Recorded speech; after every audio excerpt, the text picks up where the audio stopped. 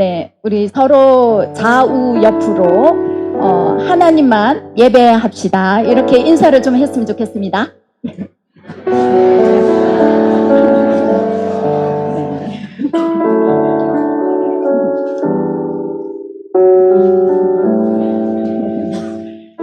지금은 성가대 주악에 맞추어서 묵상 기도 드리겠습니다.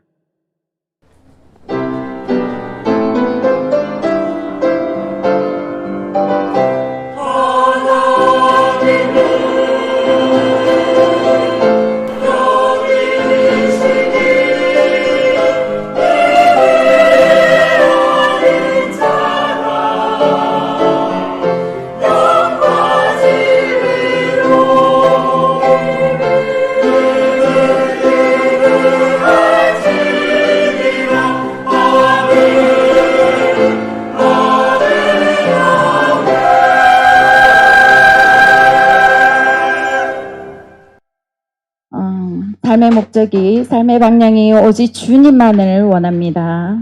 삶의 소망이 온전히 주님만을 원합니다. 세상 가치에 흔들리지 않고 오직 주님만을 바라보며 살아가게 하소서. 귀한 예배 가운데에 말씀하여 주시고 저희들의 마음을 이끌어 주옵시고 나의 구주로 고백하며 주님만을 더욱더 원하는 고백이 터져 나오도록 인도하여 주옵소서. 감사드리며 예수 이름으로 기도드리옵나이다. 아멘. 나는 너희의 하나님이 되려고 너희를 애굽의 땅에서 인도하여 낸 여호와라. 내가 거룩하니 너희도 거룩할지어다. 아멘. 거룩하고 전능하신 주님만을 온전히 예배드리는 여러분이 되시기를 소망합니다. 찬송가 8장 거룩거룩 전능하신 주님.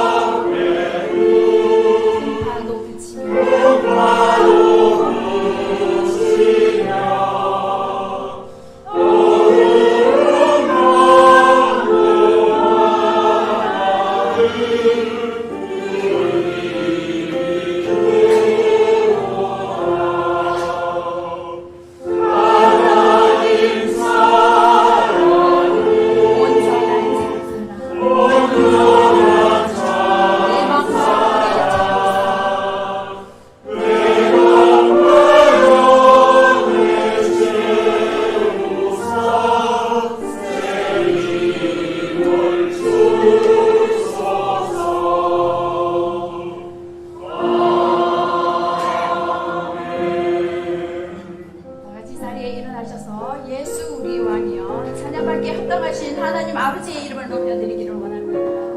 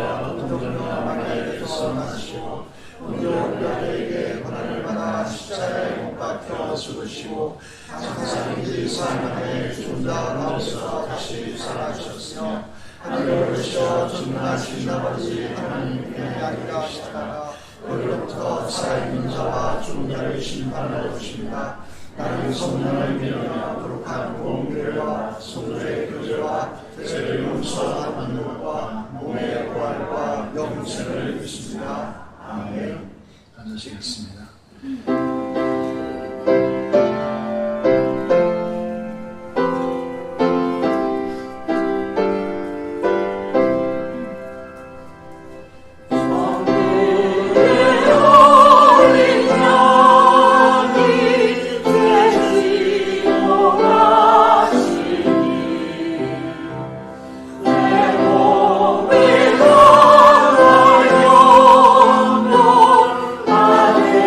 시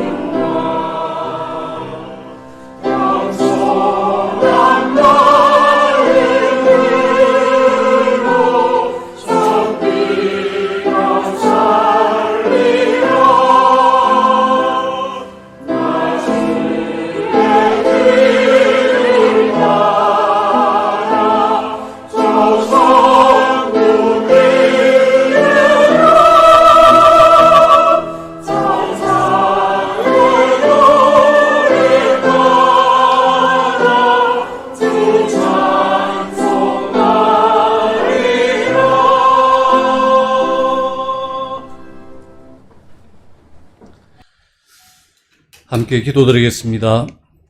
살아계셔서 저희를 돌보시고 지키시며 날마다 은혜를 베푸시는 하나님, 그 은혜에 감사와 찬송과 존귀와 영광을 올려드립니다. 귀한 주의 날에 저희를 예배자로 인도하여 주시니 감사드립니다. 이 시간 하나님 임재의 영광 가운데 예배드릴 수 있도록 임하여 주시고 모든 이들이 하나님께 참 예배자로 나아가도록 저희의 죄와 허물을 용서하여 주옵소서. 정결하게 하시고 믿음으로 나아가게 인도하여 주옵소서. 말씀을 듣고 결단하며 지난 한 주간을 말씀대로 순종하기를 간절히 원하고 또 원했지만 온전히 순종하지 못했음을 고백합니다. 이런 연약함과 악함을 긍휼히 여겨주시고 용서하여 주옵소서. 주의 백성들이 그리고 하나님을 알고자 하는 이들이 기대하는 마음과 간절한 소망으로 기도하며 예배드립니다. 우리의 예배를 받아 주시옵소서.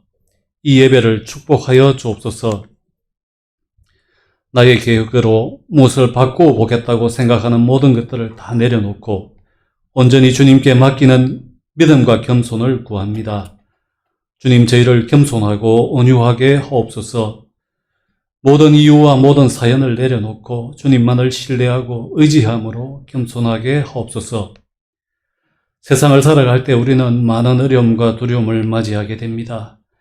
입시를 위해 수고하고 고민하는 자녀들에게, 취직을 위해 고민하고 두려워하는 청년들에게, 건강의 위기가 닥쳐 힘들어하며 염려하는 이들에게, 주를 위해 헌신하는 것이 힘에 겨워 낙심될 때에 주님을 찾는 지혜와 또 믿음을 더하여 주셔서 우리의 두려움이 변하여 기도가 되게 하시고 전날의 한숨이 찬송이 되게 하옵소서. 힘겨울 때일수록 기도하기 어렵지만 오히려 하나님께 엎드려 간구하는 지혜와 믿음을 더하여 주옵소서. 하나님의 간섭 없이 이길 수 없는 싸움은 없음을 믿습니다. 모든 일은 하나님의 섭리 안에 있기 때문입니다. 모든 것을 아시고 모든 것이 가능하신 하나님만을 의지하는 믿음을 주시옵소서. 아버지께서 아들을 이 땅에 보내시고 우리를 주의 백성으로 삼아 주셨듯이 우리도 세상에 보냄받은 자로서 복음을 전하고 이웃을 주께로 인도하는 교회 되기를 원합니다. 주신 명령을 잘 감당하는 교회가 되도록 주님 우리 교회와 함께하여 주옵소서. 주님을 사랑하신 아버지의 사랑이 우리 안에도 충만하게 하시고 주님의 사랑을 닮은 교회가 되게 축복하옵소서. 건축을 위하여 수고하는 장로님과 당회와 건축위원회 위에 지혜와 믿음을 주셔서 하나님의 뜻을 구하고 뜻대로 잘 진행하도록 도와주시고 온 교회의 개인과 가정을 축복하시어 이 건축을 위하여 각각 그 마음에 정한 대로 헌신할 수 있도록 도와주시옵소서. 온 교회가 이 일을 위하여 하나님께 한마음으로 기도드릴 수 있도록 우리를 하나 되게 하여 주옵소서. 하나님 앞에 정직하고 성실한 사람들을 보내주시고 맡은 일들을 잘 감당할 수 있도록 사용하여 주시옵소서. 세우신 목사님, 말씀 선포할 때 성령께서 충만하심으로 함께하여 주시고 하나님 말씀의 대언자로 사용하여 주옵소서. 온 교회가 준비된 심령으로 말씀을 받게 하시며 귀와 마음 문을 열어주셔서 믿는 마음으로 아멘으로 화답하게 하옵소서. 감동과 은혜가 넘치도록 역사하여 주시고 결단하는 시간이 되게 하옵소서. 또 목사님을 부흥의 강사로 세워주심을 감사드리며 모든 시간마다 성령님의 임재하심으로 은혜와 축복이 넘치는 부흥회가 되도록 역사하여 주시고 부흥회에 나온 모든 심령이 말씀을 사모하고 갈급함으로 임하게 인도하여 주옵소서. 하나님의 참사랑을 실제로 깨닫고 경험하는 귀한 시간이 되도록 축복하여 주옵소서. 모든 시간 힘들지 않도록 건강과 안전을 지켜주시고 강건하게 지켜주시옵소서. 사고로 중환자실에 입원한 성도가 있습니다. 하나님 꼭 돌보시고 치유하여 주시기를 원합니다. 노종이 낙상하여 수술받고 입원해 있습니다. 하나님 이 두 사람을 꼭 건강하게 회복시켜 주시기를 원합니다. 은혜를 베풀어 주시옵소서. 건강으로 힘들어하는 모든 성도들의 염려를 아시오니 하나님 그들의 소원을 들으시고 건강하게 고쳐 주시옵소서.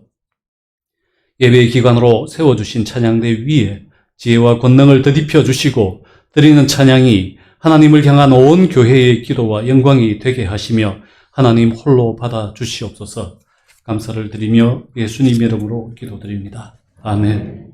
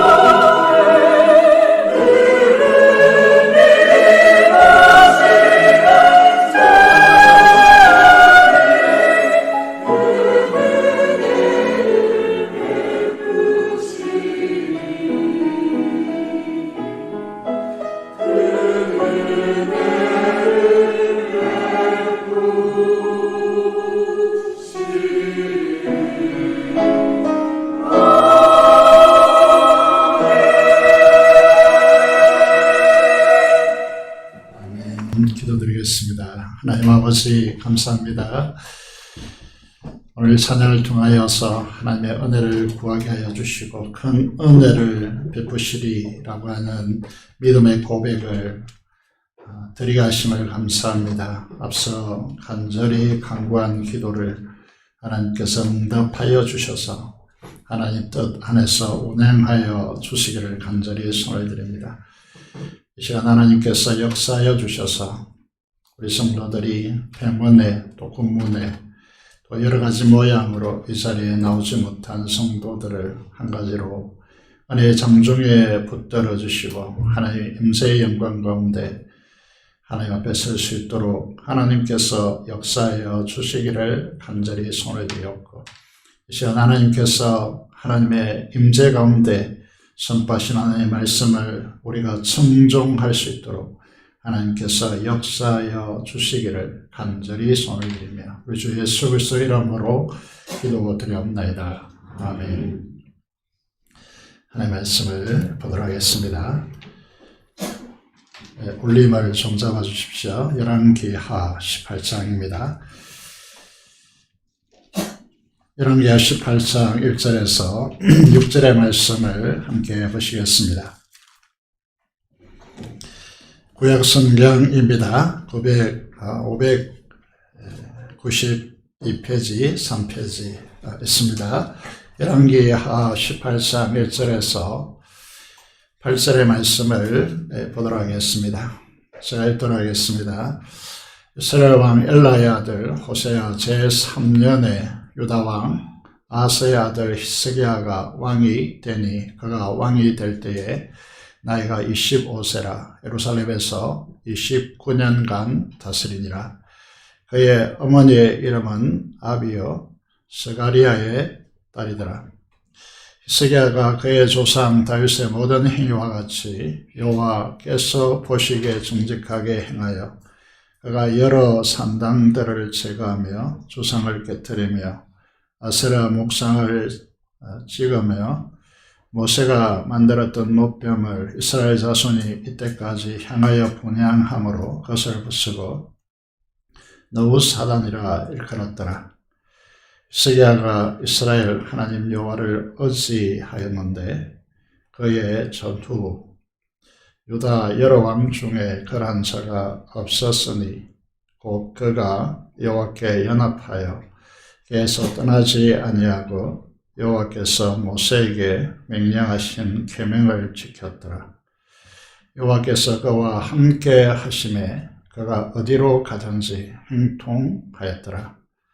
제가 수르 왕을 배반하고 섬기지 아니했고 그가 블레셋 사람들을 쳐서 가사와 그 사방에 이르고 망대에서부터 견고한 성까지 이르렀더라.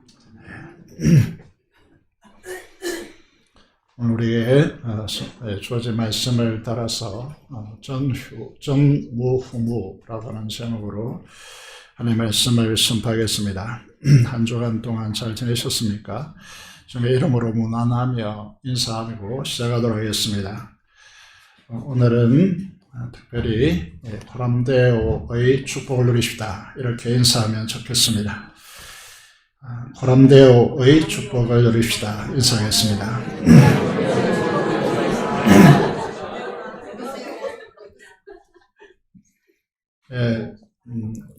코람데오 이제 단어를 잘 모르는 분들이 있을 수 있는데 라틴어이고 하나님 앞에서라고 하는 의미입니다. 그래서 우리는 늘 하나님 앞에서 하나님과 연합하여 살면 하나님의 행통의 축복을 누릴 수 있습니다. 여러분이 기대하는 모든 일들이 주님의 뜻 안에서 이루어진다라고 하는 뜻이죠. 이제 본문으로 들어가 보겠습니다.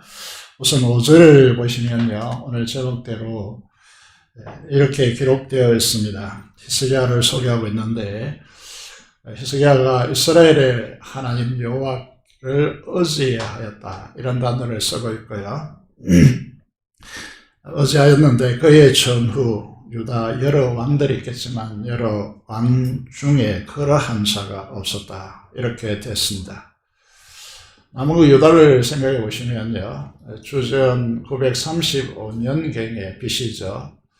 솔로몬의 아들 르호보암이 남왕국 이제 북왕국 이스라엘과 남후 유다가 분열되어서 남왕국 유다의 역사가 시작되었습니다. 이때로부터 시작해서 이제 언제 남왕국 유다가 패망하느냐 하면 586년에 패망하게 되어지죠.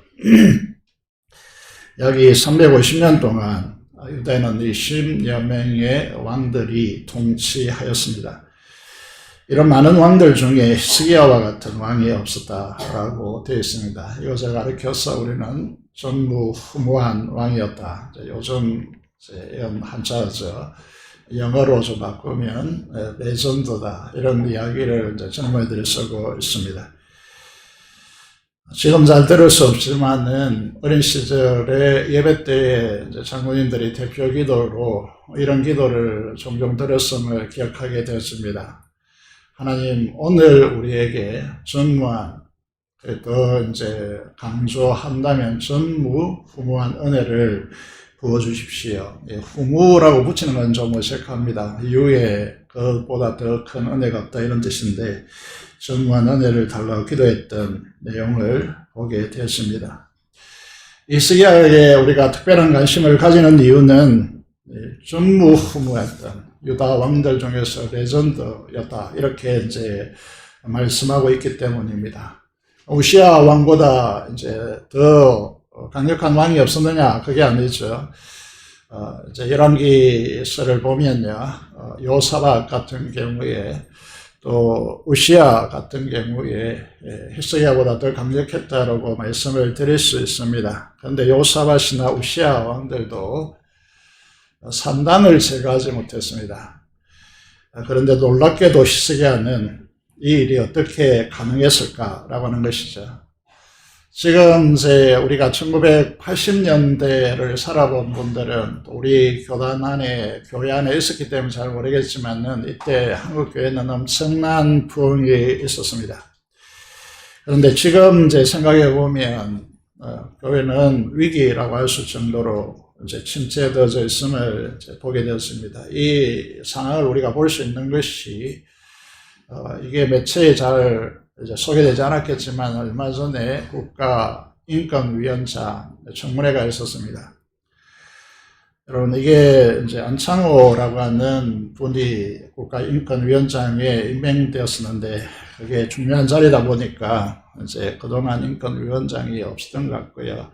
국가인권위원회, 북한과 관련해서 이게 인권위원장이 임명되지 않았던 것으로 보입니다. 그런데 청문회 국회의원들 중에 가톨릭 신자, 목사들, 심지어 전도사 생활을 했고 목회 석사학위를 미국 전통 보수 교단에서 받은 이 국회의원마저도 이제 충격적인 질문을 통해서 안창호 국가위원장을 향하여서 이분이 이제 신앙관이 창조론을 믿고 동성애를 반대하다 보니까 이거 가지고 이제 물고 늘어섰습니다. 굉장히 과격한 공격을 많이 했고, 그의 신앙을 가리켜서 극단 무슬림 무장단체인 탈레반과 같다, 그렇게 모욕하는 것을 보면서 조국의 상황을 이제 보고 있습니다.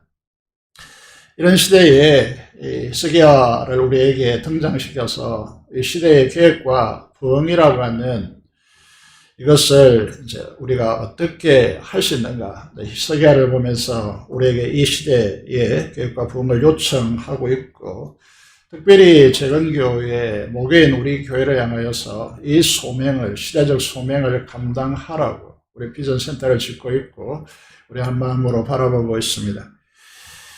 인간은 모두 이제 빌립보서 강의하면서도 말씀드렸지만은 인간은 홀로 존재할 수 없습니다. 시대적 영향을 받게 되어지고 환경의 영향을 받고 있고 그에 매여 있습니다. 그것도 철저히 매여 있다는 것이죠. 따라서 우리 스스로 환경을 뛰어넘는다는 것 거의 불가능에 가깝습니다. 이제는 과거 제도나 또 입시 제도를 통하여서 개천에서 용이 난다 이런 표현을 썼습니다. 지금 많은 사람들이 인지하고 있겠지만은 택도 없다 이제 이런 이야기를 많이 하죠. 돈이 대학을 결정한다 이런 이야기를 많이 하고 있습니다. 이제 가난하지만 아이가 머리가 좋아서 어째서 이게 부산에도 유명한 사립초등학교가 있습니다만은 거기에 보냈습니다. 그런데 적응하지 못하는 것이죠. 부모들이 워낙 이제 영향을 행사하다 보니까 그렇다는 것이죠. 근데 히스기야가 자라난 가정을 이제 우리가 생각해 보면 이제 열왕기하 16장에 이제 그 부모가 이제 아스라고 이렇게 소개되어 있습니다. 아스가 왕이 되었는데 그가 20세의 왕이 되어서 16년간 다스렸다 이렇게 되었습니다. 그런데 이제 많은 유력한 유다의 왕들이 그의 다음 문장에서 그의 조사 다윗과 같이 행했다 이렇게 되어 있는데 이 아스는 다윗과 같이 하지 아니하고 그의 하나님 여호와께서 보시기에 고람되오라고 우리가 읽었습니다. 보시기에 정직히 행하지 아니했다라고 되어 있습니다. 여러분, 히스기야는 감수성이 가장 예민한 그의 소년시대 그리고 청소년시대를 거치면서 16년간 그는 아버지의 영향력 아래서 유다가 돌아가는 상황을 보고 깊은 영향을 받고 자라났습니다. 그런데 아버지 아사는 다윗의 길을 행하지 않고 여호와 보시기에 정직하게 행하지 않고 오히려 더 붙여서 그 다음 이제 3절 4절 보시면요. 여러분, 이스라엘의 부왕국 이스라엘의 여러 왕이 갔던 그 길, 금송아지를 만들고 금송아지 숭배하고 여러분 쫓아낸 이방의 가증한 일을 따라 자기 아들을 불 가운데 지나가게 했습니다. 산당과 뿐만 아니라 작은 산 푸른 나무 아래 제사드리며 분향했다라고 이렇게 되었습니다. 그 아들이 누굽니까? 이제 히스기야죠. 히스기야도 불 가운데 아마 지나가는 이 제사에 참여했다라고 그렇게 보여지고 있습니다. 그럼에도 불구하고 히스기야는 어떻게 아버지의 길을 걷지 않고 그 나라를 계획과 부흥의 시대를 돌려놓을 수 있었느냐라고 하는 것이죠. 환경을 잘 극복하지 못하고 우리도 마찬가지죠. 우리가 배워온 조직이나 또 우리가 배워온 전통이나 또 이런 것들이 말씀에 비록 끝나간다 할지라도 이걸 캐치해내기가 쉽지 않거든요. 그런데 히스기야는 놀랍도록 유다를 계획과 부흥이라고 하는 이 두 가지 토끼를 동시에 잡은 전무후무한 그런 왕이었다 이렇게 되었습니다. 그 이유가 그 원인이 어디에 있을까라고 하는 것인데 오늘 이제 3절을 보시면요. 히스기야는 이제 지혜롭게 그의 아버지 시대를 들여다본 것이 아니고 비록 거기에 경험이 있지만은 그는 어디로 이제 갔다라고 되어 있습니까? 모든 오고 오는 왕들의 표준으로 삼는 이제 다윗에게 그는 다윗을 주목했다는 거죠. 그러니까 이제 다윗과 같이 하나님 앞에서 정직하게 행하였느냐라고 하는 이 부분이죠. 아버지의 영향력에서 벗어나서 나라를 계획하고 부흥을 이룰 수 있는 방식으로 다윗을 철저히 따르는 방식을 취했다는 것입니다. 우리가 읽은 3절에 보시면요. 3절에 독특한 단어가 하나 있는데 그게 이제 독특하기보다 일반적인 단어인데 여기에 강조법으로 쓰고 있다는 거죠. 그게 무엇입니까? 일반 여기에 보시면 이스라엘 역대 왕들을 평가하는 열왕기서나 역대기서에서 평가하는 기준이 이렇게 기록되어 있습니다. 다윗과 같이 하나님 앞에서 정직하게 행하였느냐라고 하는 것인데 여기에 이제 모든 다윗의 행위와 같이 여호와 보시기에 정직하게 행하였더라라고 되어 있습니다. 이게 모든 이 강조법으로 쓰여지고 있다는 것입니다. 그 말이 무슨 말입니까? 오늘 이제 우리가 익숙한 단어로 고친다면 그는 철저히 다윗의 길을 갔다. 다윗의 모든 행위를 본받아서 이제 철저히 다윗의 길을 쫓았다. 이렇게 이제 번역할 수 있는 부분이죠.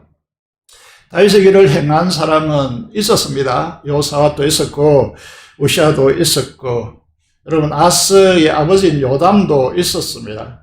그런데 여기 보면 모든 이라고 하는 강조법을 씀을 통하여서 이 계획과 진정한 부흥, 다시 말하면 우리가 정말 신앙다운 믿음의 삶을 살아갈 수 있는 비결이 무엇이냐 하면 철저히라고 하는 이 단어라는 것이죠. 여러분 이게 쉬운 일이냐 하면 쉬운 일이 아닙니다. 그러니까 이제 그 당시에 유다 나라가요. 여러분 서민 삶의 깊이까지 이 산당 제사가 뿌리 내렸기 때문에 이거를 제거한다는 것이 쉽지 않았음을 역대 왕들을 통해서 잘 우리가 보아왔습니다. 그런데 그게 가능했던 이유는 어디에 있는가라고 하는 것입니다. 그것이 이제 요즘 용어로 좀 바꾸면 그들의 상황과 환경과 사람들의 형편 이런 것을 바라보는 것이 아니고 철저하게 성경으로 돌아갔다는 것입니다. 재림교의 의미가 무엇입니까? 하나님의 말씀으로 초대교회로 돌아가자라고 하는 모토이지 않겠습니까? 이 시대의 사람들을 보면서 사람들의 상황을 보면서 갖다가는 여러분 교회다움, 다시 말해서 진정한 부흥이 일어날 수 없다는 것이죠. 그래서 히스기야가 그의 조상 다윗의 모든 행위와 같이 하나님 앞에서 정직히 행하는 것은 무엇을 말하는 것인가? 라고 하는 질문을 던질 수 있습니다. 여러분 성경이 우리가 이제 읽다 보면 말씀을 듣다 보면 이게 지나치는 부분이 너무 많기 때문에 어떻게 그러면 행하였는가? 이걸 잘 말하지 않는 경향성을 가지고 있습니다. 그래서 이 부분을 이제 우리가 찾아보는 것이 중요한 부분이겠죠. 열왕기상 이제 2장 2절에서 4절이 중요한 이유는 그럼 다윗이 이제 그의 아들 솔로몬이 이 말을 들었다면 얼마나 좋았을까라는 생각이 드는데 다윗이 일생 동안 하는 중심이 이제 어디에서 드러나느냐 하면 그의 아들 솔로몬이 왕이 되었을 때 그가 이제 다윗이 죽으면서 남긴 유언이거든요. 사람들이 유언할 때는 그의 중심이 전 인생이 다 담기는 것이죠. 그런 이제 부분에서 오늘 기억해야 될 부분이 이제 열왕기상 2장 2절에서 4절의 말씀인데 왜 갑자기 사라졌나요? 여기 보시면 이렇게 말합니다. 이제 강조지음을 보시면요. 내 하나님 여호와의 명령을 지켜 그 길로 행하며 이제 행하라 이렇게 됐는데 그 여호와의 명령이 어디에 구체적으로 명시되어 있습니까? 모세의 율법입니다. 모세의 율법에 기록된 대로 지키라라고 그렇게 되어 있습니다. 밑에 이제 3절 밑으로 내려오시면요. 어떻게 지키라는 것입니까? 너무나 잘 알죠. 예수님께서 이제 마태복음 22장에서 말씀하신 대로 마음을 다하고 성품을 다하여 진실히 정직히 내 앞에서 행하면 네가 무엇을 하든지 어디로 가든지 행통하리라고 그렇게 말하고 있습니다. 이게 다윗의 길이거든요. 오늘 우리도 마찬가지죠. 오늘 우리의 삶도 마찬가지인데 오늘 이제 그리스도인들의 문제점이 뭐냐 하면 이 말씀을 집중하지 않는다는 것이죠. 말씀보다 훨씬 더 무엇을 집중하고 있습니까? 그 이제 부분에서 오늘 이제 이 다윗의 길이 무엇인가? 진실이 행하라. 성품을 다하여 진실이 내 앞에서 행하라. 라고 하는 것이 이제 구체적으로 법률과 계명과 율례와 증거 이렇게 이제 구체화되어서 하나님의 모세 율법에 구성되어 있는 요소의 특징을 따라서 이렇게 진술하는 것이죠. 자, 이게 이제 이 다윗이 왕들이 걸어가야 할 길이라고 이제 유언을 통해서 제시한 것입니다. 이게 그럼 무엇이냐? 이게 이렇게 해도 그러면 법률과 계명과 율례와 증거가 무엇이냐? 모세에게 말씀하신 이것이 무엇이냐라고 하는 부분이 방대하죠. 그래서 십계명이 있고 또 구체적인 이제 율법들이 있습니다. 그것을 이제 축약해서 요약해서 이제 기록한 율법이 이게 613가지다 그렇게 되어 있습니다. 그래서 이게 613가지 벌써 방대하죠. 그래서 그것을 축약하여서 이렇게 말합니다. 마음을 다하고 성품을 다하여서 진실이 하나님 앞에 행하는 것이다. 이렇게 말하고 있는 것입니다. 이 다윗의 생애를 구체적으로 통하여서 이 부분을 열어보면요. 이제 첫 번째가 뭐냐면 우리가 이제 말씀하고 있는 것이죠. 세 가지로 이제 요약해서 시간상 정리하도록 하겠습니다. 첫째로 이제 시편 27편 4절이 보여주고자 하는 핵심은 다윗은 그의 평생을 통하여서 하나님의 왕되심의 대리자로서 그런 하나님의 영광과 통치를 갈망했습니다. 하나님 나라를 갈망하고 그 통치를 갈망했다는 뜻입니다. 이게 이제 시편 27편 4절에 고스란히 담겨 있습니다. 이게 이제 예수님께서 우리가 잘 아는 대로 이제 마태복음 6장에서 이제 33절이죠. 너희는 먼저 하나님의 나라, 그의 나라와 그의 의를 구하라로 이제 축약되어서 나오는 것이죠. 그래서 우리의 갈망은 무엇이냐 하면 하나님 나라여야 하고 그분의 통치여야 한다라고 하는 사실을 다윗의 생애를 통해서 명시하고 있습니다. 둘째는 무엇인가 하면 이게 시편 51편에 잘 나타나 있다라서 대표적인 구절을 뽑았는데 여기 보시면 다윗은 평생 동안 하나님을 두려워했습니다. 여러분 그 시대에서 바세바를 이렇게 자기의 아내로 삼는다는 것은 절대 왕권에서 큰일이 아니었습니다. 그래서 그는 죄의식을 크게 느끼지 않았습니다. 그래서 선지자 나단을 하나님께서 보내서 너는 심각한 죄다 이렇게 지적하시니까 그가 어떻게 합니까? 눈물로 회개하는 것이죠. 그는 이렇게 고백합니다. 침상이 내 눈물을 흘려서 띄울 정도로 회개한다라고. 그렇게 눈물로 가슴을 찢고 회개한 것입니다. 여러분 죄는 용서받을 수 있습니다. 그런데 그 뒤에 오는 후폭풍이 끝나는 것이죠. 그게 뭐냐 하면 정직한 영, 정한 마음 잃어버립니다. 정직한 영이 상실되어집니다. 이게 나를 주 앞에서 쫓아내지 마시고 우리의 구원은 영원한데 그건 이제 영원토록 상실되지 않는데 문제가 무엇이냐 하면 우리가 기도하더라도 예배 드리더라도 하나님의 임재의식을 느끼지 못하는 이건 심각한 것입니다. 그리스도인들에게 가장 치명적인 것이거든요. 그리고 주의 성신, 성령, 우리가 이제 여기에 성신이라고 적혀져 있죠. 그래서 우리 이제 최근 선거에도 성신 감화 받아서 일어난 교회 이렇게 부르잖아요. 그래서 성신을 내게서 거두지 마시고 성령의 소멸 현상이 일어난다는 성령의 소멸 현상이 일어나면 여러분 말씀을 듣지 읽든지 그 말씀이 깨달아지지 않습니다. 심각한 거죠. 구원의 즐거움이 상실되어집니다. 여러분 죄는 용서받을 수 있습니다. 그런데 죄를 여러분 오늘 그리스도인들 너무 가볍게 여기는 경향이 있는데 그래서 이제 이 다윗은요 하나님을 두려워했다. 하나님을 두려워 하나님을 경외하고 그 말씀에 순복하는 삶을 살았다. 이렇게 됐습니다. 세 번째 이제 다윗의 삶을 요약해 보시면요 이 말씀으로 대표되어지는 것인데 고람대오의 신앙, 다시 말해서 하나님을 내 앞에 모시는 삶을 살았다는 것입니다.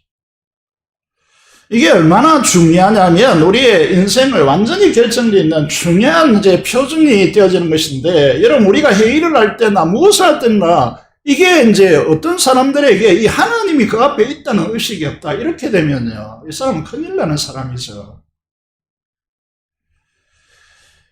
여러분 그래서 우리가 이제 시편 16편이요 부활을 예언하고 있기 때문에 엄청나게 중요한 장인데 이게 이제 8절에요 다윗의 삶을 규정짓는 것이 하나님을 내 앞에 모신다. 이게 이제 어떻게 설명될 수 있는가 하면 다윗이 이제 블레셋에 사울에 쫓겨서 유다 강야로 들어갔고 유다 강야로 들어가면 추적을 하지 않거든요. 그런데 사울 왕은 친위 부대를 이끌고 끝까지 추적합니다. 추격하죠. 그래서 어디로 망명합니까? 적군인 블레셋에 망명합니다. 이게 소문이 나 있거든요. 그러니까 사울이 죽은 자는 천천인데 다윗이 죽은 자는 얼마나 합니까? 만 곱하기 만이다고 만만이다고 하거든요. 그러니까 이게 살려줘서는 안 되는 자잖아요. 그래서 죽이려고 했는데 어떻게 합니까? 다윗이 미친 체하고 침을 흘리며 거적거리며 이렇게 미친 체 하면서 벗어납니다. 그런데 이제 전쟁이 일어났는데 이게 블레셋 군에 이제 망명했으니까 편입되잖아요. 그래서 왕이 이렇게 말합니다. 다윗 너 용맹하니까 너희 군사들 이끌고 제 전방에 서라.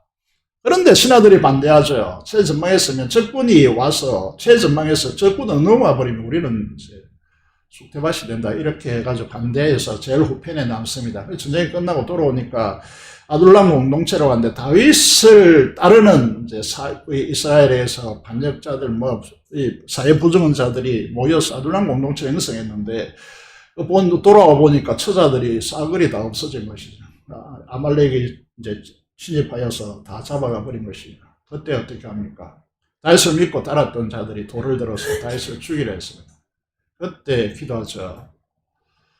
서자가 잡혀갔으니까 쫓아가야 되잖아요. 한 시간 급한데 머물러서서 하나님께 그 급박한 상황 속에서 하나님께 기도합니다. 하나님 갈까요 말까요? 이게 말이 됩니까?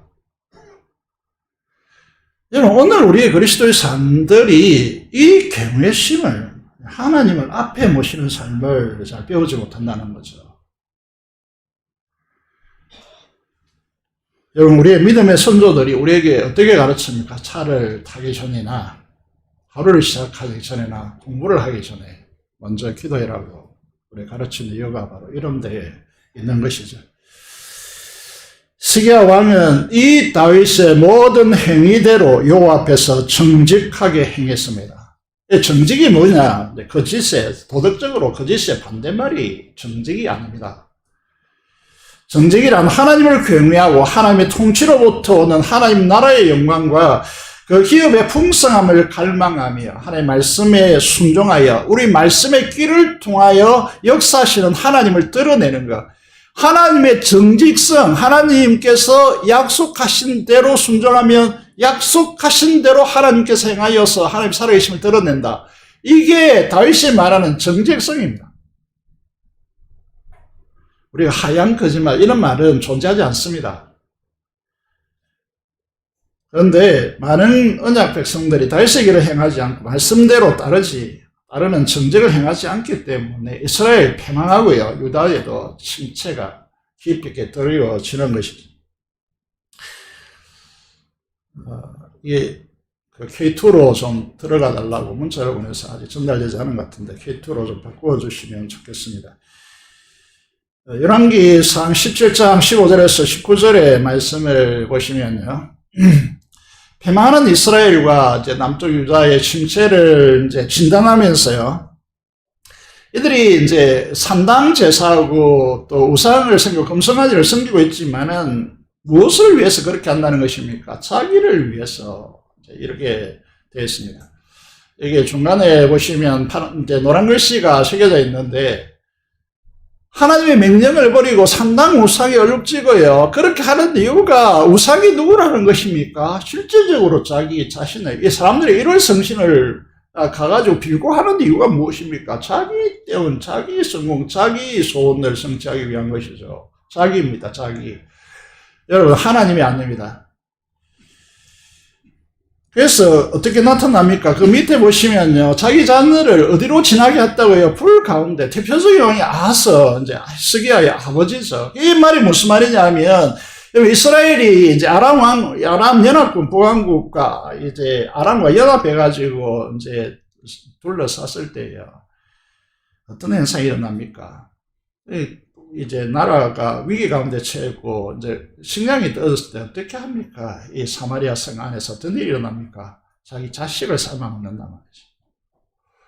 여러분, 오늘 이 세대가 똑같다고 저는 생각하는 것이, 여러분, 이게 자녀가 배고파서 굶주려서 죽게 됐으면 내가 죽지 않은 만큼 살을 떼어서 이게 먹여야 되는 것이 부모의 마음인데 자식을 잡아먹다니요. 그게 뭐 때문입니까? 우상이 자기이기 때문입니다. 자기들을 위해서 이 가치가 형성되어 있기 때문이죠. 우리가 잘 보셔야 되는 것이 우상이란 무엇인가? 하나님과 말씀보다 무엇을 앞세우는 것입니다. 오늘 그리스도인들이 육신을 하나님의 말씀 앞에 성령의 역사 앞에 굴복시키지 못하는 한 그건 전부 다 우상으로 바뀝니다. 돈이라든 사업이라든 공부라든 성공이라든 경험이라든 감정 등이에요. 이 사실을 우리가 보셔야 되거든요. 십자가의 원리가 뭡니까? 자기를 부인하고 하기 싫은 것, 지는 것, 이 십자가를 지는 것 아니겠습니까? 그런데 이걸 거꾸로 간단 말이죠. 내 육신을 위해서 영적인 것을 수단화하는 것, 하나님도 수단화하는 게 이게 우상이라는 것이죠. 여러분 국회의원이 된다면, 목사의 아들로 자라났다면, 전도사 생활을 하고 목회학 석사를 받은 사람이라면 내가 믿는 바 창조론을 피력하고 동성애를 반대한다고 그거를 공격하고 탈레반이라고 공격하겠습니까? 국가 권력기관이라고 입법기관을 할 수 있는 이 국회의원들이 도대체 신앙 양심을 써버리고 이렇게까지 할 수 있는 것일까요? 우리 다음 세대를 어떻게 길러내야 할까요? 이런 이번 주에 많은 생각을 했습니다.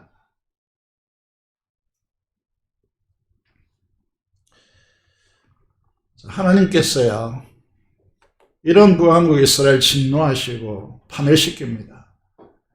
그리고 그 포로들을 잡아가서 아수르 땅에 배치시키거든요. 그게 나중에 바벨론에 패망돼서 흡수되잖아요. 이게 바벨론 포로엘에서 남북이 통일됩니다. 포로민들이요. 이렇게 되어 있습니다. 오직 유다 지파 외에는 남은 자가 없으니라. 이렇게 됐습니다. 유다 지파는 한 지파이죠. 한 지파만 딱 남겼단 말이에요. 남은 자 사상입니다.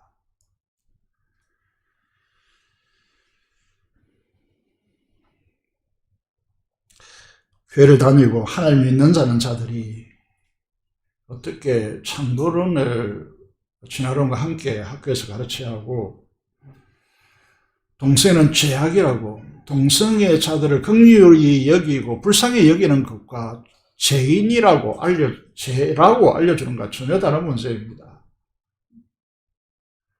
소돔과 고모라 성이 왜 망했습니까? 소돔니, 이건 영어로 소돔니는 뭐죠? 동성연입니다.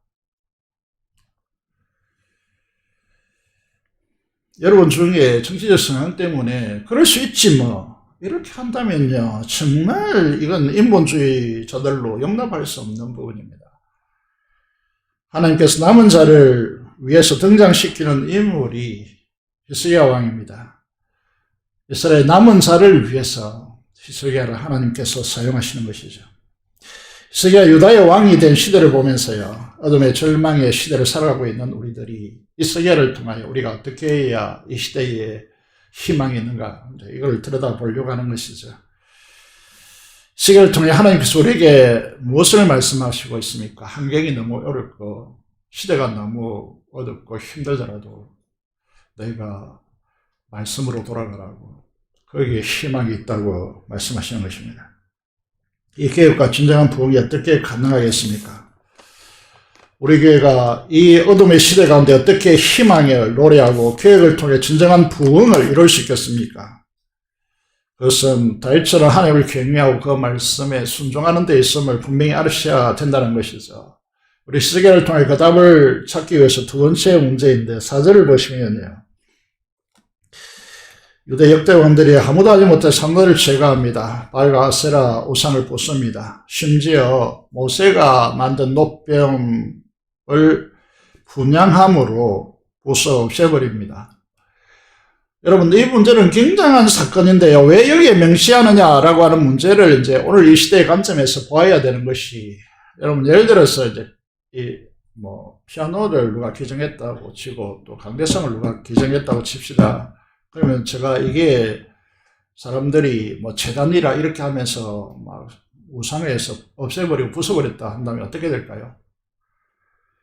여러분, 이스라엘에 있어 모세는요, 어떤 존재이죠? 그 모세가 직접 만든 꿀이뱀입니다. 이걸 분양했기 때문에 히스기야가 없애버렸습니다. 이게 가능할까요? 전통이라는 게 있는데, 모세에 대한 엄청난 존중이 있는데 그게 가능할까요? 여러분, 화면에 보시기에 어떤 분들이 이렇게 묻더라고요. 바로 뒤에 왜 십자가가 없느냐고 묻더라고요. 여러분, 이 십자가도 이렇게 되면 부숴버려야 됩니다. 여러분, 목걸이 십자가 하고 있다, 이 목걸이가 무슨 호흡이 있습니까? 이 십자가 자체가 무슨 호흡이 있습니까? 십자가에 달린 예수 그리스도의 죽음이, 피 흘림이 우리의 능력이고 우리에게 우리의 존재감을 형성해 주는 것이 십자가 조각상이 주는 것이 아닙니다. 그래서 보수 교단은 중앙의 십자가를 사용하지 않습니다. 6절에 보시면요, 그 개혁의 동력이, 이렇게 엄청난 일을 하는 개혁의 동력이 무엇입니까? 첫 단어가 무엇입니까? 곧이라는 단어를 썼습니다. 앞에 것들 다 요약해서 연결시키는 단어입니다. 앞에 것은 무엇으로 요약될 수 있다는 것입니까? 곧 히스기야 왕이 뭐라고 합니까? 여호와께 연합하여, 이렇게 했습니다. 연합하여. 다윗의 능을 따라 정직하게 행하고 산당을 없애는 진정한 계획과 유다의 부흥은 어떻게 가능했다는 것입니까? 하나님께 연합했기 때문이다. 하나님께서 함께 하셨기 때문이다. 연합하면 어떤 현상이 일어난다라고 합니까? 여러분이 주님과 연합되어 있습니까? 그러면 어떤 사람이 되어 있습니까? 두 가지 이제 현상을 말하고 있는데, 첫째는 주님에게서 떠날 수가 없다는 것입니다. 떠나지 아니하고. 두 번째는 뭐죠? 연합되었는데 분리될 수 없습니다. 그렇게 결코 될 수 없다는 거죠. 두 번째는 여호와께서 누구에게? 모세에게, 십계명이죠. 지금 대표하는 것이죠. 명령하신 그 계명을 지키는 역사가 일어났다. 잘 보셔야 되는 것이, 계명을 지키는 순종의 중요성을 잘 보셔야 됩니다. 히스기야가 이 모세의 그 꾸리뱀도 파괴할 수 있는 힘, 산당을 부술 어느 왕도 하지 못했던 산당을 부술 수 있는 힘. 여러분들이 어렵지만 우리 교회를 다니는 중요한 이유를 여기서 발견해야 되는데, 그것이 무엇이냐면 다윗과 그 표준이, 다윗도 마찬가지로 다윗도 그의 세계를 어떻게 살아왔느냐, 모세의 율법을 따라 걸어왔다. 이렇게 성경을 기준점으로 삼았기 때문입니다. 이게 구약에만 강조되어지는 것이 아닙니다. 구약과 신약 전체에 강조되어지는 것이고, 여러분 복음서와 사도 바울 서신에서 어떻게 강조되어지고 있는, 이제 요한복음을 인용하려고 하는데, 사도 바울 서신 13개, 12개, 13개 이렇게 말하는데, 여러분 이 전체 성경을 한마디로 딱 말하면 이건 그리스도 안에 거하라는 것입니다. 그리스도 안에. 요한복음 15장, 이게 무슨 말이냐라고 하는 것이죠. 요한복음 10장에서 14장까지 한마디로 말하면 예수님께서 너희에게 자신에게 십자가를 통해서 우리 자신에게 속하게 하셨고, 그 속한 자들에게 주님의 생명과 그 나라의 풍성함을 너희에게 주었다, 이렇게 말하고요. 그걸 누릴 수 있는 방법을 15장에서 이제 들어와서 이렇게 설명하는 것이죠. 어떻게 설명합니까? 잘 알고 있는 말씀이죠. 요한복음 15장 5절에 보면 주님을 이제 우리는 말씀을 잘 하기가 힘들기 때문에 예수님께서 비유를 이제 자주 사용하십니다. 어떤 비유를 쓰십니까? 주님을 자신을 포도나무에 비유하고 우리를 그 포도나무에 붙어 있는 가지로 이제 비유합니다. 그래서 우리가 주님 안에 있고 주님이 내 안에 있으면 이 사람은 주님으로부터 주님의 생명, 그러니까 이제 우리가 나무 가지에 포도는 2년생, 또 감나무는 3년생, 이렇게 가지에 이제 열매를 맺지 않습니까? 그런데 거기에 그 포도나무의 물관과 체관을 통해서 물이 공급되어지고 체관을 통해서 양분이 공급되어야 열매를 맺는다는 것이죠. 그래서 이렇게 표현합니다. 우리는 이 부분이 정말 중요한데 너무 이게 이 종교적 현상 때문에 이 기독교 진리 안으로 깊이 들어가지 못하다 보니까 비유를 많이 써서 이렇게 말합니다. 주님의 그 생명이 붙어 있는 가지 된 우리에게 공급되어서 주님의 생명의 열매를 맺는다, 이렇게 표현하는 것이죠. 나를 떠나서는 너희가 아무것도 할 수 없다. 이제 좀 설명을 듣고 있으니까 좀 그렇죠. 한번 성경을 펼쳐볼까요? 15장 6절 한번 띄우지 못했기 때문에 한번 보겠습니다. 요한복음 15장 6절 한번 찾아볼게요.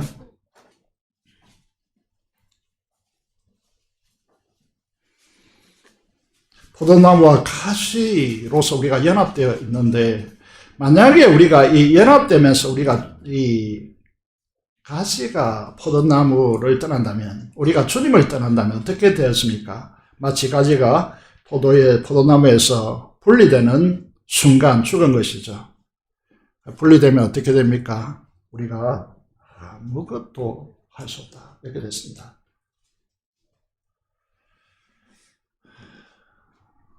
자, 화면을 보시면요. 요한복음 15장 7절을 보겠습니다. 너희가 내 안에 가고 내 말이 너희 안에 가면 무엇이든지 원한 대로 구하라, 그리하면 이루리라, 이렇게 됐습니다. 오늘 본문 열왕기하 18장 6절로 돌아왔어요. 돌아보시면 히스기야가 위기상황 가운데 하나님과 연합하여 그분에게 떠나지 아니하고, 그 다음 진술이 모세에게 명령하신 계명을 지켰더라, 이렇게 되어 있고, 그래서 그와 함께 하셔서 무엇을 하든지 어디로 가든지 그 행동했다, 이렇게 되어 있는데, 오늘 7절에 요한복음 15장 7절에 보면요, 우리가 주님 안에 연합하여 그분 안에 살고 있다면 당연히 우리에게 지대한 관심은 뭐라는 겁니까? 내 말이 내 안에 가면 주님의 말씀이라는 것이, 제 말씀이 우리 안에 가면 무엇이든지 원하는 대로 기도하면 다 받는다 라고 그렇게 말씀하고 있습니다. 이 핵심적인 단어가 주님 안에 거하다라고 하는 것인데, 여러분 이건 우리가 이제 성경 공부나 제자 훈련이나 차량 좀 빼달라고 하는 있습니다. 그런 부분은 이제 보시면요, 거하다라고 하는 단어입니다. 이거는요, 우리가 이걸 정말 제대로 한다면 여러분 정말 복된 사람이 됩니다. 이게 무슨 말일까요? 이스라엘 광야에서 집을 짓고 살 수가 없었습니다. 왜냐하면 사막이고 이동해야 됐기 때문에 거주지로 무엇을 했습니까? 텐트를 쳤습니다. 간다는 말은 바로 이 텐트를 친다라고 하는 개념입니다.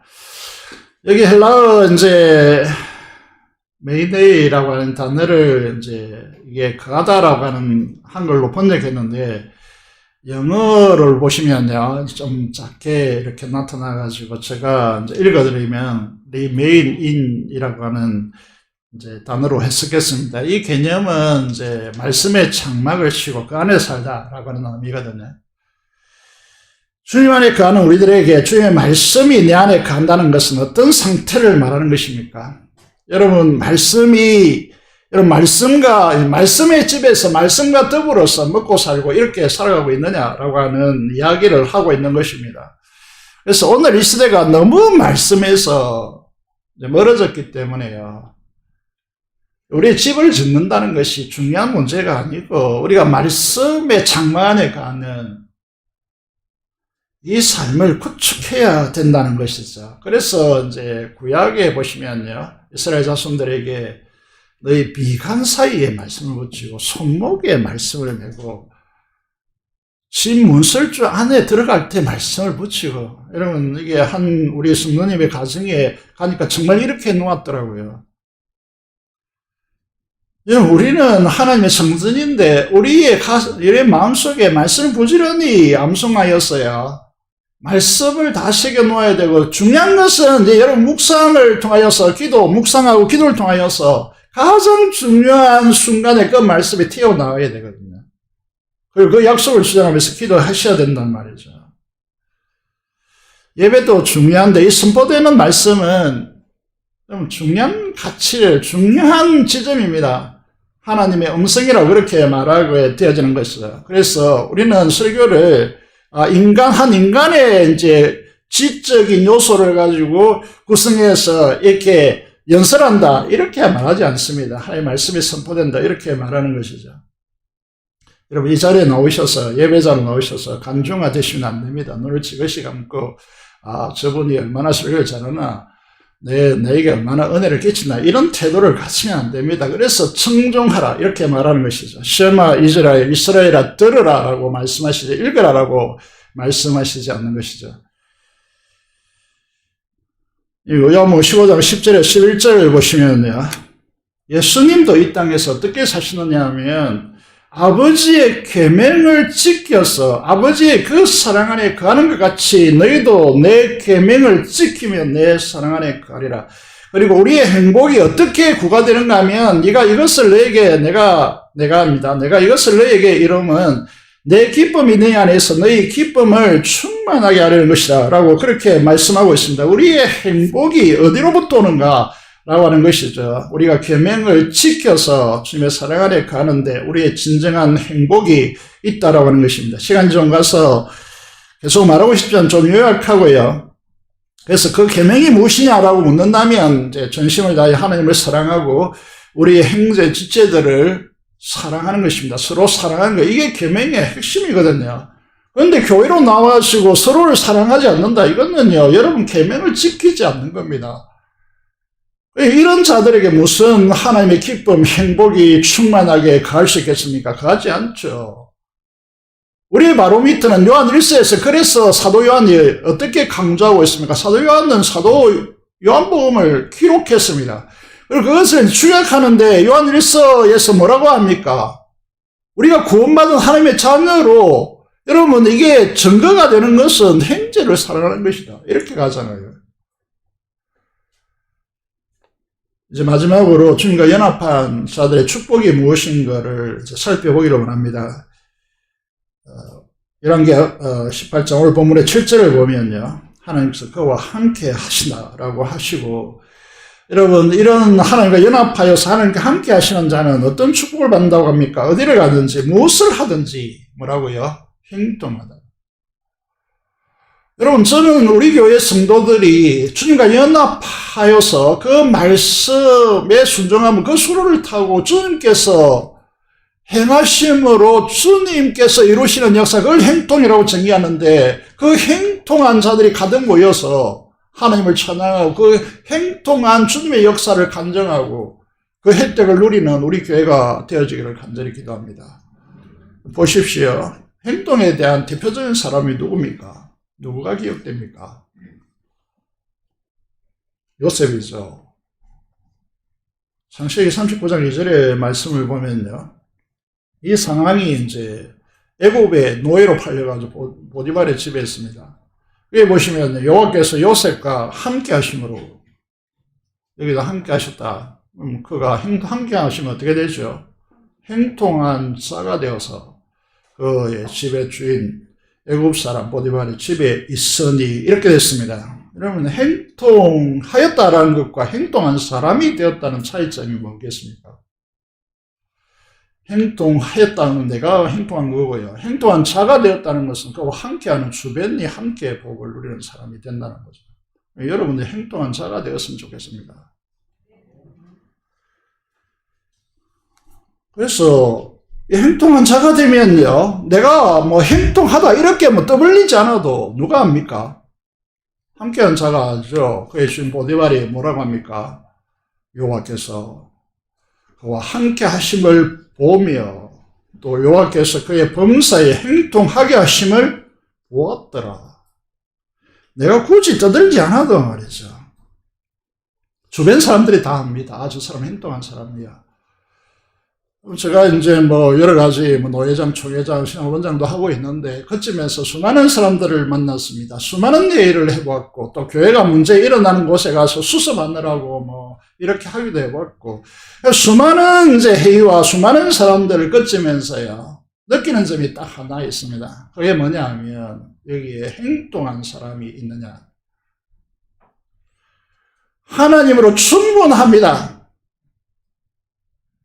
하나님께서 나와 함께 하심으로 떠벌리지 않아도 이 사람이 말하면 그냥 침묵하고 그렇다라고 말하는 행동의 사람이 필요한 것입니다. 히스기야의 아버지가 영적으로 나라를 유다를 엉망진창으로 만들든지 요셉같이 모함으로 노예로 팔려가고 누명을 하지도 않는 일을 누명을 씌워서 감옥에 집어넣고 저 같으면 아마 스트레스 받아서 죽을 것 같습니다. 목이 뻐근해지고 어깨가 단단해지고 피곤해서 못 살겠다 그러고 감옥에 착고를 쥐고 그 영혼이 탈탈 털릴 만큼 힘들었다. 이게 이제 시편의 말씀이잖아요. 그런데 요셉이 그렇게 행통한 자가 되어서 환경을 뛰어넘는 그런 자로 설 수 있던 이유가 뭡니까? 제가 보니까 이제 교단을 돌아다니면서 또 뭐 다음 주에 부흥을 해달라고 해서 어쩔 수 없이 가는데 제가 뭐 하고 싶어서 하는 것들은 아닙니다. 하는데 이 행동한 사람들이 우리 교단에 좀 많았으면 좋겠다. 이런 바람이 항상 있는 거죠. 어디를 가든지 부정적인 이야기부터 먼저 듣습니다. 그러면 되겠습니까? 그래서 우리 교단이 안 되는 이유도 이런 데 있구나 하는 생각을 종종 할 때가 있는데 우리 교회 속한 여러분들이 이런 분들이 또 있더라고요. 되지도 갖추지도 않았는데 은근히 표 위에 있는 자기의 그 못을 드러내고 자랑함으로 자신을 어필하고 실제가 없는데 열매가 드러나지 않는데 떠벌리는 사람들이 있더라고요. 여러분 이런 사람들이 필요한 것이 아닙니다. 오늘 우리에게 필요한 사람이 누굽니까? 하나님 앞에서 코람데오 신앙이죠. 말씀대로 사는 정직력, 주님과 연합한 성령의 사람들이 우리에게 필요합니다. 우리가 어떤 상황, 어떤 형편에 처한다 할지라도 그 상황과 처지와 사람들을 보면서 비난하고 불평하는 사람들이 아니라 하나님께서 함께 하시는 사람, 행동한 사람이 되어서 그 공간을 하나님의 행동으로 바꾸어내고 하나님의 행동을 통해 주변 사람들을 하나님의 축복의 사람으로 바꾸어내고 그런 역사가 있어야 되지 않겠습니까? 목장교회들을 구성함에도 정말 힘들거든요, 이 작업이. 여러분, 우리 교회 성도 좀 되면요, 부족하고 연약하고 결핍된 부분들을 나의 행동으로 채우는 그런 마인드가 있어야 되지 않겠습니까? 주님의 일하심이 행통인데 히스기야와 같이 하나님 앞에서 정직하고 말씀을 삶의 표준으로 삼고 오직 거기에 헌신하는 주님과 연합한 사람이 행통한 사람입니다. 그 결과가 무엇입니까? 7절 8절을 보시면요. 우아국 아수르요 세계를 제패하고 있습니다.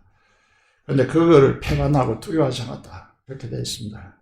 다윗 시대, 솔로몬 시대 이후부터 산당 제사로 인해서 계속해서 다윗이 확보한 나라들이 계속 잘려나갑니다. 그 성이 계속 잘려나가죠. 블레셋이 계속 지붕에 들어오는데 이제는 그 블레셋을 정복하는 역전이 일어나잖아요. 사랑하는 재건부산교회 성도 여러분, 이 전쟁은 축복의 길로 갑시다. 주님이 함께 하심으로 어디서나 행통으로 풍성한 하나님 나라를 드러내는 복된 성도들이 되시기를 주님의 이름으로 축복드립니다. 기도를 드리겠습니다. 오늘 말씀을 들으면서 성령께서 여러분에게 어떤 말씀을 주셨습니까? 그동안 사람과 한격으로 불평하면서 비난하는 삶을 살아왔지 않았습니까?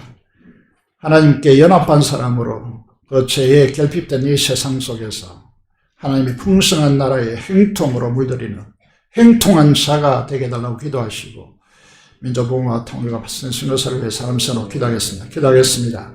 살아계신 아버지 하나님 하늘 감사합니다. 오늘도 하나님의 존재 앞으로 우리를 불러주신 은혜의 하나님 앞에 진심으로 감사를 드립니다. 우리가 무엇을 하고 있는지 어떤 삶을 살아가고 있는지 우리 자신을 들여다볼 수 있는 은혜가 있게 하여 주시고 성령의 충만함으로 우리가 결핍된 죄악된 삶이 아니라 오직 하나님의 영광을 갈망하며 하나님 경외하며 그 말씀을 따라 행함으로 순종하여 하나님과 연합한 사람으로 하나님께서 함께 하시는 사람으로 마침내 행통한 자가 되어서 하나님의 구원의 역사를 이 땅에 실현하는 하나님의 복된 사람이 되게 하여 주시고 아버지 민족 복음화 지역 전도를 위해서 기도합니다. 하나님께서 이루어 주시고 이 지역을 불쌍히 여겨주시고 많은 젊은 세들의 주께로 돌아오는 역사 있게 하여 주시며 남북 간의 피 없는 통일을 허락하여 주시고 아버지 하나님 파수꾼의 선교사를 통하여 일하여 주옵소서. 감사를 드리며 우리 주 예수 그리스도 이름으로 기도드리옵나이다.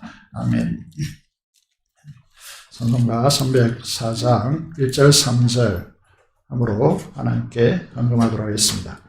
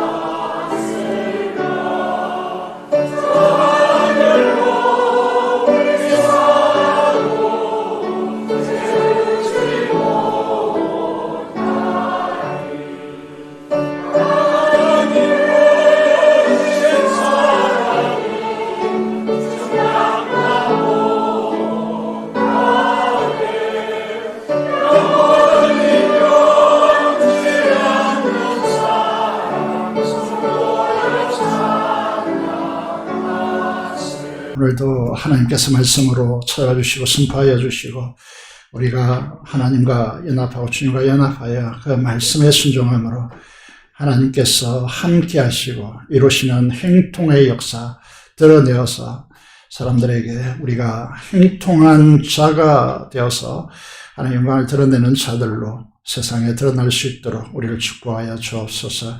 하나님 아버지 주의 은과 11조 목장음을 따라 하나님 앞에 헌신하는 주의 귀한 자들에게 하나님께서 그 산업에 하나님께서 부유함으로 채워주시고 그들 소원하는 바들이 하나님의 은혜 안에서 이루어질 수 있도록 도와주시고 특별히 감사로 제사드리는 주의 처녀들에게 하나님께서 두 손으로 축복하여 주시고 그 기도에 응답하여 주시며 하나님의 행통함을 누릴 수 있도록 주께서 축복하여 주옵소서.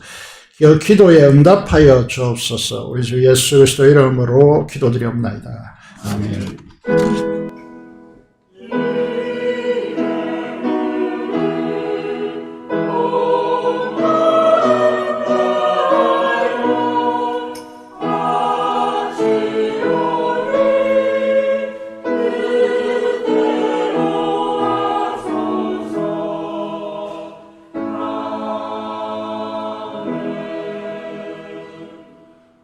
교회 소식입니다. 오후 저녁에는 청년부 헌신 예배가 있고 초청 강사는 김엘리사 전도사입니다. 많은 도전과 은혜 시간 되기를 원하고 성령들이 하나님 앞에 깊이 들여지는 시간 되도록 기도해 주시면 감사하겠습니다. 세례교 신청을 오늘까지 받습니다. 신청자들은 교육자를 통하여 제출해 주시기를 바라겠습니다. 그 과정에 잘 주시하시고 임해 주시면 감사하겠습니다. 저희 교회가 10월 셋째 주에 했습니다. 말자 목장 새롭게 조직되어졌는데 이번 주까지 여러분 이동이 가능하고 또 여러분 자유롭게 원하는 바대로 이동하시기를 바라고 그리고 이제 13일 주일 오후 찬양 예배 직후에 본당에서 말자 목자 모임을 통하여서 장소와 그리고 이제 목장 마을을 확정하도록 하겠습니다. 사역반 10월 20일부터 출발합니다. 제자반에 신청하고자 하는 분들은 빨리 신청해 주시면 감사하겠습니다. 여러분 각 성도는 이 가을에 복음을 전할 수 있는 기회를 가질 수 있도록 관계된 사람들을 VIP 관계 전도를 통해서 초청해 주시기를 바라겠습니다. 그럼 여기도회가 계속되었습니다. 이제 성도 소식란에 보시면 조성령 권사님이 이제 지난주에 수술을 받으셨습니다. 그래서 빨리 키워드릴 수 있도록 위해서 기도해 주시면 감사하겠습니다. 도선자 집사님께서 교통사고로 삼육병원의 중환자실에 있습니다. 위에서 오늘 장로님이 기도한 대로 간절히 기도해 주시길 바랍니다. 이 사건을 보면서요, 우리 교회가 수요예배나 또 주일 예배 때 위에서 오시는 분들 건널목에 좀 안내를 좀 해야 되지 않겠는가 이런 생각을 이제 지난주에 많이 했습니다. 우리가 보다 더 우리가 이제 복음의 영향을 확대하기 위해서 이런 섬김들이 곳곳에 요구되어지고 있음을 기억하시기를 바랍니다. 장로님이 기도한 대로 부흥의 인도가 이제 예정되어 있고 기도해 주시면 감사하겠습니다. 그 다음 주 설교자로 이태인 선교사님이 초청되어 있습니다. 위에서 기도해 주시면 감사하겠습니다. 다 같이 그 자리에 일어나셔서 찬송가 5장 찬송 드리겠습니다.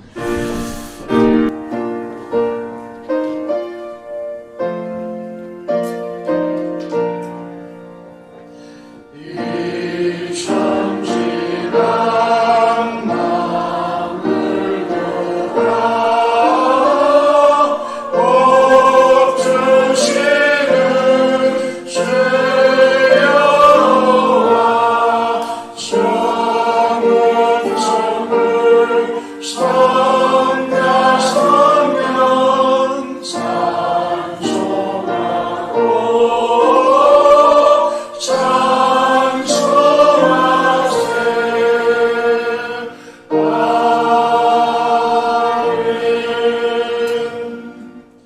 오늘 축복을 받겠습니다. 지금은 우리 주 예수 그리스도의 은혜와 하나님 아버지의 그 놀라운 사랑하심과 성의 교통 충만 감동하심이 히스기야의 삶을 따라 하나님 앞에 정직히 행하며 주님과 연합하여 살기를 다짐하는 사랑하는 성도들의 심령과 가정과 생활타잔 외치부터 영원토록 함께 하시기를 축원하옵나이다. 아멘.